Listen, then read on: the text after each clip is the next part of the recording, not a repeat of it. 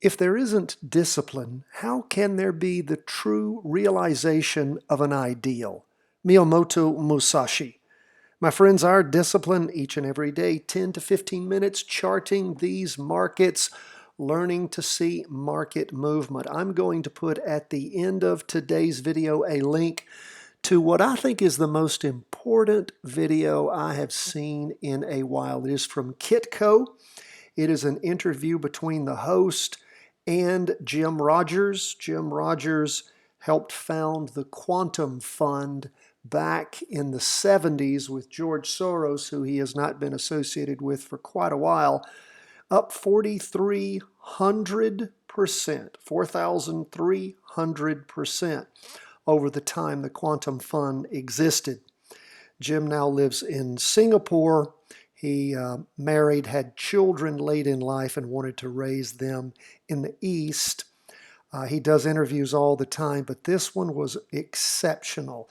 It tells you where we are right now, where he thinks we're going in the future, and is the most valuable thing I have heard in a very, very long time.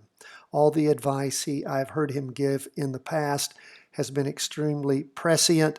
He is not selling anything. He is a wise elderly gentleman, and I would listen to him. I'm gonna put that video. It was so important to me. I shared it immediately with family and friends. It's not selling anything. It is literally telling you that when this war in Ukraine is over, the market's probably going to bump up one last time. It's going to soar, and then it's probably going to roll over after that. That commodities are going to be, particularly ag, is going to probably be a big play. For those of you who follow us every day, in fact, I've got a commodities list on my charts. Did you know there are commodity ETFs, there are commodity funds that you can buy and sell just like ETFs? Well, I have a whole list of them. I'm going to be sharing those this next week with the Patreon members, something for you to start looking at and practice trade. And then maybe do a little fractional trading to see if it's easy to get in, easy to get out, learn the ins and outs by actually doing it, all the kind of stuff that we talk about.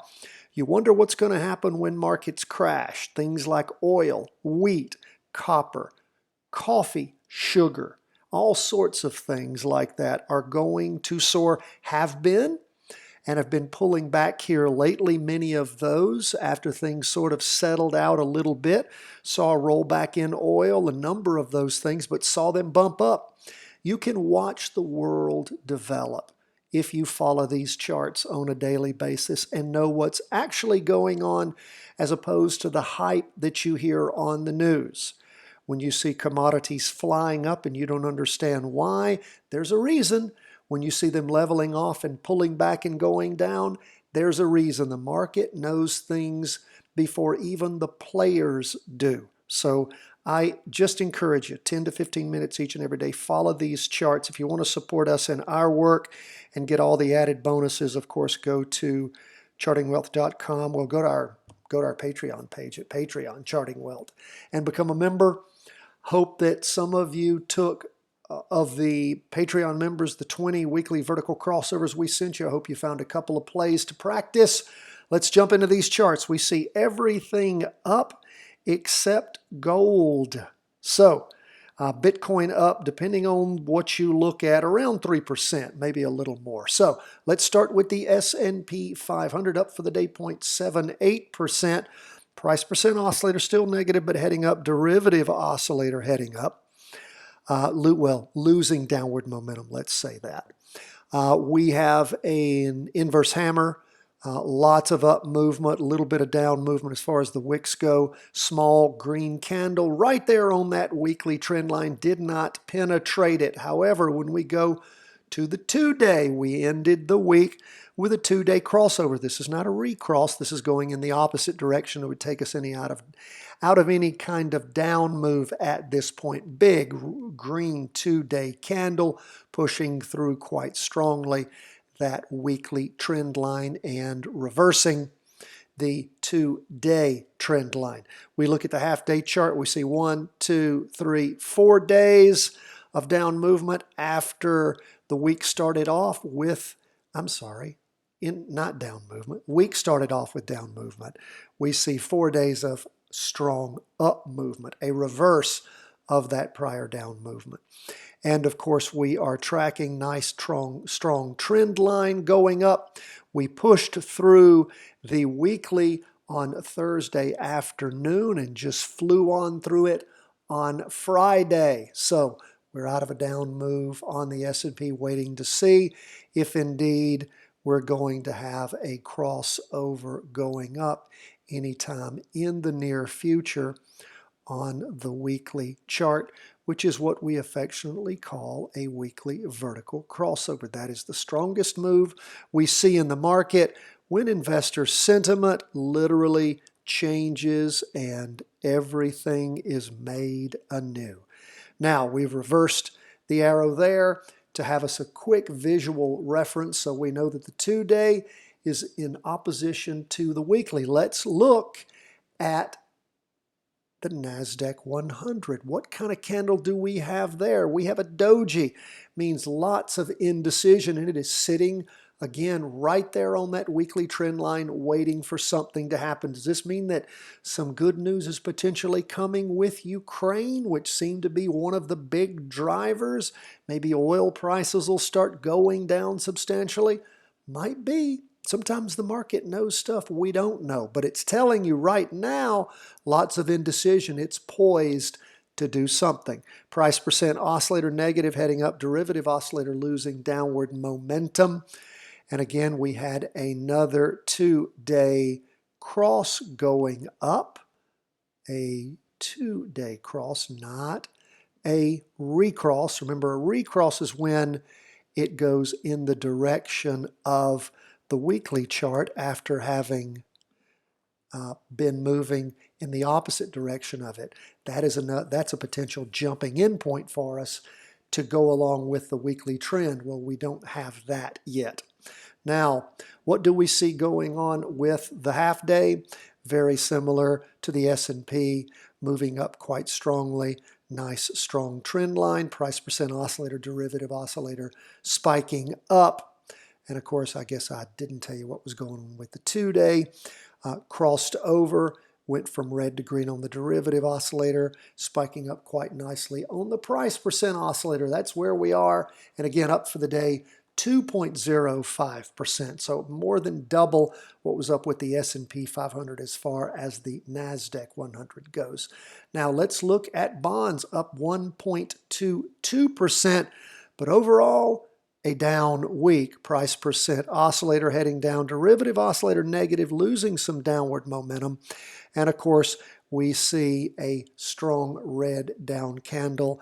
The 2-day, we had a 2-day recross back on the 14th, Monday the 14th, down Tuesday, Wednesday, and then Thursday and Friday we have a solid green candle, just a wick on the bottom, not reaching the low that had been reached before. That solid green shows a slowdown in the down movement. Red open box is a slowdown in the up movement because, you know, a green up candle is up movement. So what we see when we switch colors and it remains the same type of box, either an open or a closed, it's telling us it's a slowdown in that same direction. So here, slowdown in the down movement, price percent oscillator slowing down in its drop. Derivative oscillator did go from green to red. And let's take a look at the half day. Things had bottomed out and were sliding sideways for a few days and really ticked up on Friday. So again, that's just the half-day chart. It's not the intermediate or the long term. They are both still headed down. So we'll keep an eye and see where bonds are going. Again, these up moves, strong up moves, tell us that something's potentially brewing. Market could just be taking profits from all the down moves, squeezing out the shorts, taking some profits, or it could be ready for some good news. We'll see how that plays out. What about gold? Well, again, gold, which can be a hedge against bad times, it's down for the day and overall for the week. You can look at the weekly chart. Went from super green up as everybody was scared, nuclear conflict, everything else just abounding up last week. This week, we've got a small red down candle, long wick on the bottom, little wick on top. Price percent oscillator has gone from just hammering up to flat. Derivative oscillator spiking up to going down, and is still, losing, we'll say, upward momentum. Now, it's still quite green. We look at the 2-day, and of course, what do we have happen? It crossed over at the end of the day. Went from green to red, a spiking down of red on the derivative oscillator, and that price percent oscillator managed to cross over going down. We have a solid green down candle like we saw in the earlier chart, means a slowdown in the down movement, but still down. And of course, enough energy to rotate that price percent oscillator over. We look at the half-day chart. We can see where gold had spiked down for many days, popped up a little bit, and then rolling over. That was on Thursday morning in particular, rolling over on Friday. So again, some reduction in all that up movement in gold that we saw in this prior week. Now, lastly, we will go to Bitcoin. Depending on where you get your numbers from, we look at Grayscale Bitcoin, which is a Bitcoin trust. They own Bitcoin, and it follows the price somewhat of Bitcoin. Up for the day, 3.8%. We look at our Bitcoin ETFs, which again for us, that is what I like to trade. You can see that BITO up for the day 3%, BTF up 2.89%, and the one I trade because it has the lowest fees, Van Eck Bitcoin Strategy, up 2.89%. So somewhere around 3% or so is what Bitcoin was up for the day.